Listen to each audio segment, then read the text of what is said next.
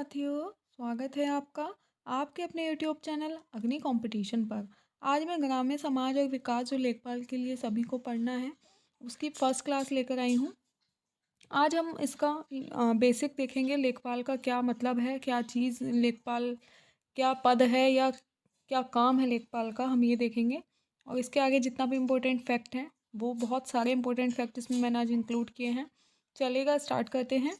सबसे पहले देखते हैं लेखपाल। लेखपाल का मतलब क्या है? लेखपाल का मतलब है राजस्व उपनिरीक्षक। अब राजस्व उपनिरीक्षक में राजस्व का मतलब क्या है? राजस्व संबंधित है लगान या पैसे से, ठीक है।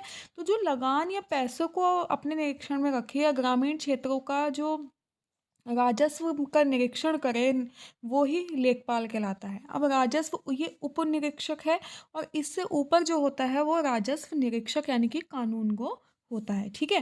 तो राजस्व उप निरीक्षक लेखपाल को कहा जाता है। इसके आगे अगर हम देखें तो ग्रामीण क्षेत्रों से कमाए गए पैसे का हिसाब किताब ये ही रखता है। ये ही कौन? लेखपाल। तो लेखपाल का काम क्या है? बेसिकली ग्रामीण क्षेत्रों से कमाए गए पैसे का हिसाब किताब रखना। अब ग्रामीण क्षेत्रों से पैसे कैसे कमा सकते हैं? क्वेश्चन ये उठता है। तो ग्रामीण क्षेत्रों से जैसे नक्शा निकलवाना, खसरा खतौनी, ये इसकी शब्दावली है। इस पे आगे आपको वीडियो मिलेगी, आपको बिल्कुल समझ में आएगा कि खसरा क्या है और खतौनी क्या है। तो मतलब इन सब से जो मिला हुआ धन है इसका जो हिसाब किताब है वो कौन रखता है? लेखपाल रखता है, राजस्व लेखपाल, ठीक है।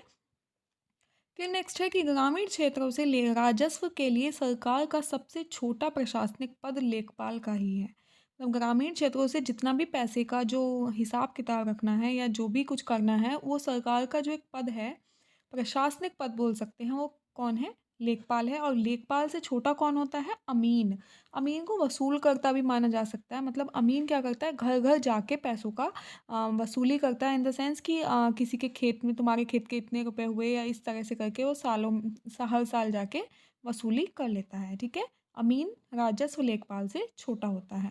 नेक्स्ट है कि ग्रामीण क्षेत्र का जमीनी कर्ता धर्ता भी लेखपाल को ही माना जाता है। ग्रामीणों से सीधा संबंध या संवाद स्थापित करने वाला सरकारी नुमाइंदा भी कौन है? लेखपाल ही होता है, राजस्व लेखपाल। किसी किसान की मृत्यु के बाद उसकी जमीन किसके नाम पर होगी, इसका लेखा जोखा कौन रखेगा? ये भी लेखपाल ही रखेगा, ठीक है। तो यानी ग्रामीणों से सीधा संवाद इसका रहता है और ये सरकारी नुमाइंदा है जो ग्रामीणों से जाकर सीधे संवाद करता है, ठीक है। आगे हम देख लेंगे कि लेखपाल में, अब अगर देखा जाए तो लेखपाल के दो टाइप हैं। लेखपाल दो प्रकार के होते हैं, राजस्व लेखपाल और चकबंदी लेखपाल, ठीक है। अब राजस्व लेखपाल जो है वो 2000 ग्रेड पे उसका है, यानी लेवल 3 का उसकी जॉब मानी जाती है।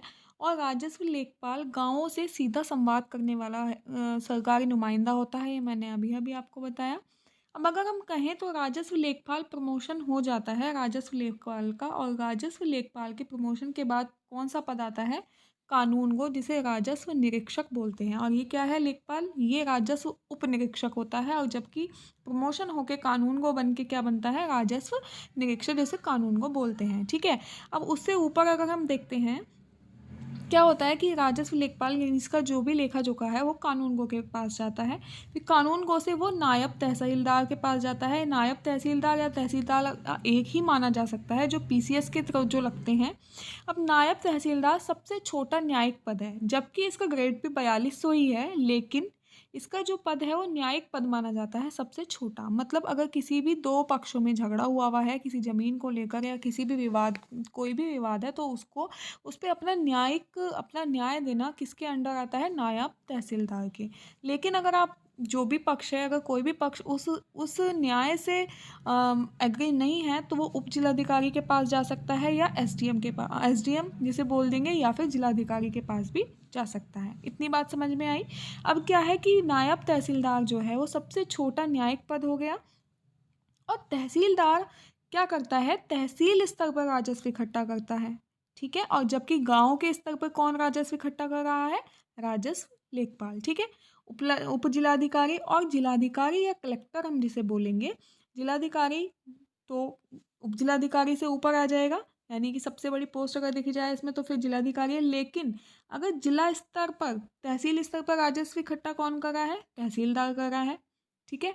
और जो गांव के स्तर पे कर रहा है, गांव के स्तर पे कौन कर रहा है, राजस्व लेखपाल कर रहा है। और जिले के स्तर पर कौन करेगा, जिले के स्तर पर कलेक्टर बोलते हैं, जो जिलाधिकारी है उसे ही कलेक्टर बोलते हैं। कब, जब वो जिला स्तर पर राजस्व इकट्ठा करता है। ठीक है, इतनी बात क्लियर है। आगे हम देखते हैं लेखपाल का जो दूसरा वाला प्रकार है वो है चकबंदी लेखपाल। अब चकबंदी लेखपाल से क्या मतलब है, चकबंदी यानी चक, चक किससे संबंधित है, खेतों से संबंधित है। ठीक है, तो क्या हुआ था कि जब 1900, अगर हम बात करें 1953 से पहले की, तो जिस टाइम पे बंटवारा हुआ भारत का, तो बहुत सारे लोगों के पास क्या हुआ कि उससे पहले जब भारत आज़ाद हुआ था तो किसी को कहीं खेत मिले, किसी को कहीं खेत मिले। तो उससे क्या प्रॉब्लम होती थी कि किसी का खेत कहीं है तो उसे एक बार अपना सामान लेके यहाँ से वहाँ जाना पड़ता था, वहाँ से उधर आना पड़ता था। अब इसमें क्या हुआ कि सरकार ने सोचा सबको एक साथ कर दिया जाए, जिससे कि इन लोगों का टाइम भी वेस्ट ना हो और इधर से उधर जाने में प्रॉब्लम भी ना हो। लेकिन क्या हुआ कि इसका बहुत सारे लोगों ने विरोध किया। क्यों? क्योंकि बहुत सारे लोगों का कहना था हमें तो हमारी जगह ही पसंद है, चाहे वो जहीं पे जहाँ पर भी है हमें वहीं पे ही रहना है या वही हमारा खेत होना चाहिए। लेकिन इस चीज़ को लागू करने के लिए, चकबंदी को लागू करने के लिए, यानी कि सरकार ने सोचा कि इनका इतना खेत अलग अलग है, क्यों ना इनको एक साथ ही खेत दे दिया जाए। ठीक है, तो इस चीज़ को चकबंदी बोला गया और इसको सबसे पहले लागू किया गया चकबंदी अधिनियम को 1953 में। ये इंपॉर्टेंट फैक्ट है। वैसे चकबंदी लेखपाल हमें पढ़ना नहीं है, लेकिन फिर भी ये बेसिक जो चीज़ें हैं ये पता होनी चाहिए। चकबंदी अधिनियम 1953 में आया। फिर 1954 में जो चकबंदी का पहला प्रयोग किया गया वो कैराना मुजफ्फरनगर में किया गया और दूसरा मुसाफिर खाना सुल्तानपुर में। ठीक है, तो ये दो फैक्ट हैं, इंपॉर्टेंट हैं इन्हें। और उसके बाद क्या होता है, 1958 में चकबंदी जो है वो पूरे यूपी में लागू हो गई। मतलब उसके बाद जिनके अलग अलग खेत थे उन सबको उतनी उतनी ज़मीन एक साथ करके दे दी गई। मतलब इसे ही क्या कहा गया, चकबंदी कहा गया। और अब आप देखते हो तो फिर जो ज़मीनी स्तर से यानी खेतों से संबंधित जो नापने का या जितने भी काम है वो कौन करता है, चकबंदी लेखपाल करता है। यानी कि फील्ड वाला वर्क जो है वो चकबंदी लेखपाल का हो जाता है। अब हम आगे देखेंगे क्या कि राजस्व विभाग का संगठन जो है, यानी कि ये कौन सा संगठन, ये वाला कानून गो, नायब तहसीलदार, तहसीलदार, उप जिलाधिकारी या जिलाधिकारी, इनको संगठन को मिलाकर जिला स्तर पर राजस्व विभाग का संगठन जो है इन सबको मिलाकर जिला स्तर पर बन जाता है। ठीक है, अब राजस्व परिषद अगर हम देखें तो राजस्व परिषद का क्या मतलब हुआ, राजस्व संबंधी विवाद निपटाने के न्यायालय। मतलब अगर जिलाधिकारी के पास जाकर भी कोई पक्ष संतुष्ट नहीं है उसके न्याय से, तो फिर वो कहाँ जाएगा, फिर वो जाएगा राजस्व परिषद में। यानी कि एक जो राजस्व संबंधी पहले से वो चलता आ रहा था विवाद, जो जिलाधिकारी से भी उसके न्याय से भी कोई संतुष्ट नहीं हुआ, तो वो अपनी बात आगे कहाँ ले जा सकता है, वो ले जा सकता है राजस्व परिषद में। यानी कि राजस्व यानी धन, मैंने बताया अभी, उससे संबंधित विवाद निपटाने के लिए जो न्यायालय कहलाता है वो कहलाता है राजस्व परिषद।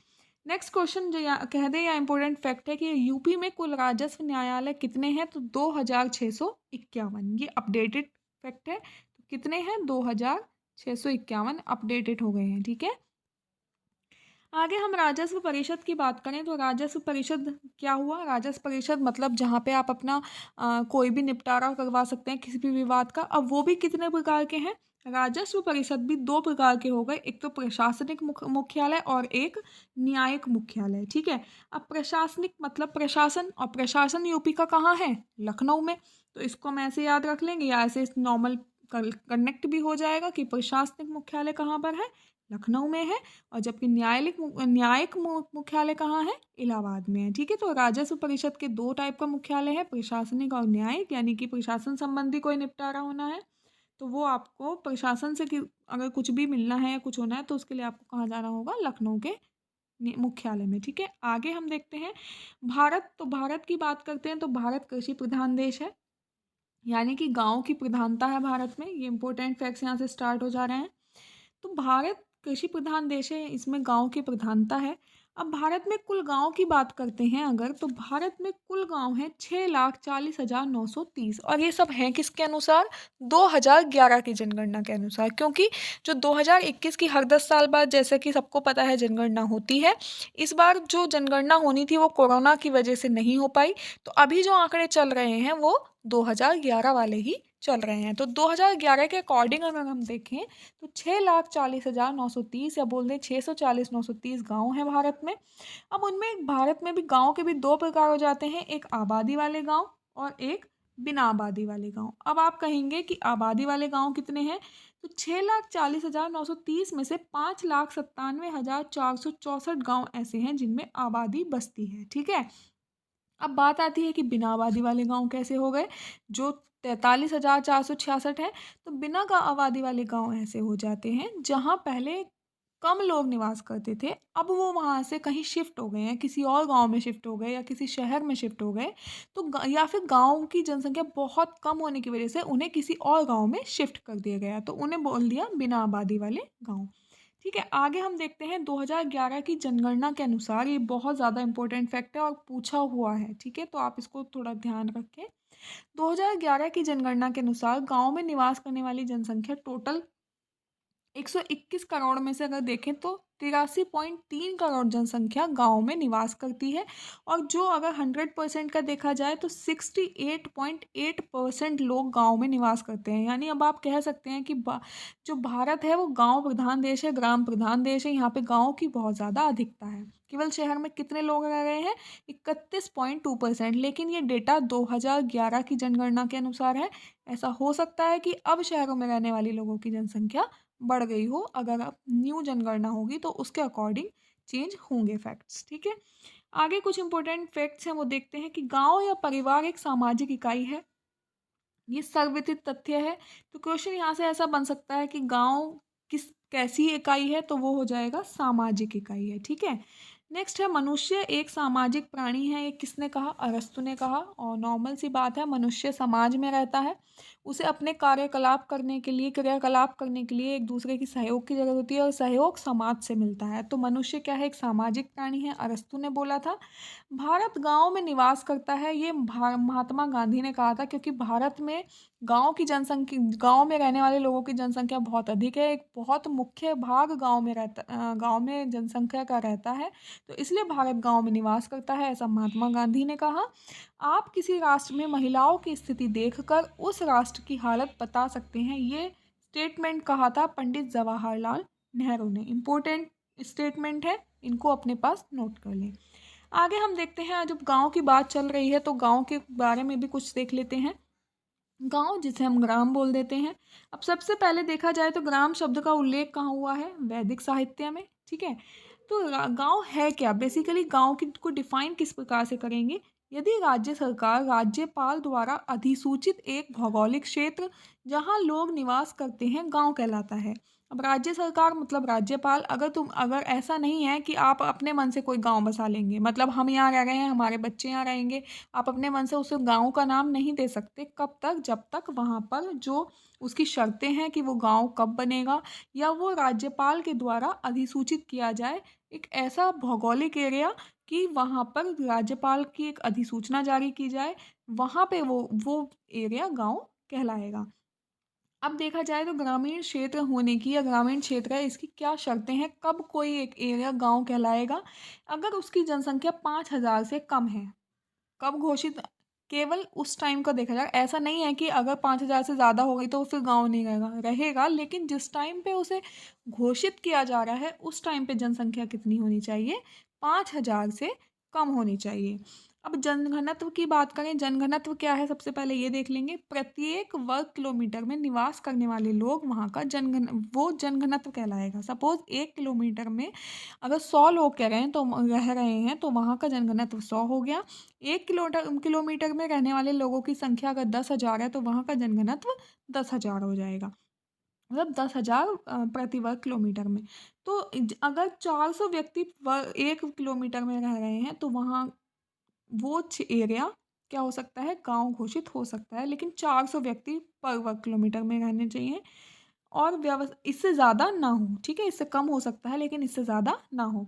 व्यवसाय की बात करते हैं तो जो वहाँ के जेंट्स हैं या जो वहाँ के लोग काम करने वाले हैं, एटलीस्ट 25% लोग जो हैं वो खेती कर रहे हों। इस चीज़ को देखकर भी गाँव, ये 3 जो आवश्यक शर्तें हैं गाँव घोषित होने की, ये है।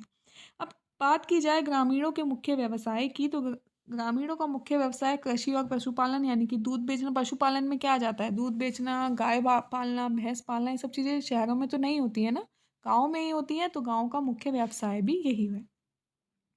ग्रामीण किसे बोलेंगे? अगर हम कहें तो ग्रामीण कहे जाते हैं गांव में रहने वाले लोग। क्या कहलाते हैं?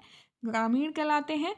ग्राम सभा, तो ग्राम सभा का मतलब हो जाता है गांव की सभा। अब सभा का मतलब, सभा कब बनेगी? जब मतदाता सूची में जो दर्ज ग्रामीण है वो ग्राम सभा कहलाएंगे। अब मतदाता सूची में कौन कौन, या तो जिसकी वोटर आईडी बनी हुई हो, या जो 18 साल से ऊपर का हो, जो मतदाता हो, जो मत देता हो, वो क्या आ जाएगा? वो ग्राम सभा में आ जाएगा। ठीक है। अब बात करते हैं ग्राम पंचायत समिति की। तो ग्राम पंचायत समिति क्या हो जाएगी? ग्राम सभा द्वारा चुने गए लोग। ऑब्वियसली जो लोग वोट देंगे वो लोग एक पंचायत समिति चुनेंगे और वो एक समिति बनाएंगे, और वो जो समिति होगी वो ग्राम पंचायत समिति कहलाएगी। अब बात आती है कि ग्राम पंचायत समिति में कितने मेंबर्स हो सकते हैं? तो वो 7 से 17 वार्ड मेंबर्स हो सकते हैं, मतलब वो विषम संख्या में लिए जाएंगे, जिससे कि अगर कभी किन्हीं दो लोगों के बीच कुछ झगड़ा होता है, कुछ भी होता है, तो वोटिंग अगर होती है तो उसमें एक ज़्यादा रहे, एक कम रहे, दोनों इक्वल ना हो, इसलिए इस तरह से विषम में लिया जाता है। पहले कहीं 9 से 15 भी रखे जाते थे, लेकिन एट प्रेजेंट मिनिमम 7 हो सकते हैं और मैक्सिमम 17। अगर छोटा गांव है तो मिनिमम 7 वार्ड मेंबर्स हो सकते हैं, और अगर बड़ा गांव है तो मैक्सिमम 17 वार्ड मेंबर्स हो सकते हैं। ठीक है। अब भारत में कुल ग्राम पंचायतों की बात करते हैं तो वो 2,40,202 हैं। ठीक है। कितनी है? 2,40,202। अब बात उठती है कि जब इतने सारे गांव हैं भारत में, तो पंचायतें केवल 2,40,202 ही क्यों? भाई सोचने वाली बात भी है कि हमने गांव की संख्या कितनी देखी थी? कितने थे हमारे यहाँ गांव? 5,97,464 थे आबादी वाले, लेकिन जो हमने देखा कुल ग्राम पंचायतें कितनी हैं? 2,40,202। तो क्यों है कम? क्योंकि ऐसा भी हो सकता है कहीं पर बहुत छोटी छोटी गांव हो, तो वहां पर 2 या 3 गांव को मिलाकर एक ही प्रधान बना दिया जाता है, या एक ही पंचायत बना दी जाती है। तो इस प्रकार से गांव पर की ग्राम पंचायतों की संख्या कम है। अब ग्राम पंचायत मतलब जहां ग्राम प्रधान बनता है। ग्राम प्रधान कौन होता है? पंचायत समिति का अध्यक्ष। ठीक है।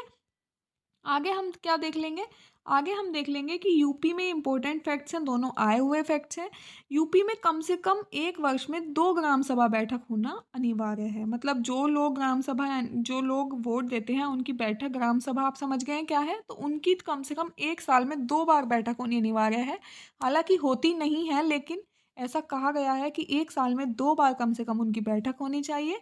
और अगर ग्राम पंचायत किसी भी वजह से भंग हो गई, चाहे वो ग्राम प्रधान की मृत्यु हो गई हो, चाहे किसी वजह से जो उसने उसके साथ के मेंबर, वार्ड मेंबर हैं, वो कोई साथ छोड़ देता है। हालांकि ऐसा नहीं होता है गांव में, लेकिन फिर भी अगर ग्राम पंचायत भंग होती है तो उसमें 6 माह के अंदर चुनाव होना बहुत ज़रूरी होता है। तो आज हमारा ये टॉपिक यहीं होता है। मिलते हैं इससे आगे की वीडियो में। और अगर आपको वीडियो अच्छी लगी हो तो प्लीज़ वीडियो को लाइक कर दें और चैनल को सब्सक्राइब कर लें। मिलते हैं नेक्स्ट वीडियो में। Thank you.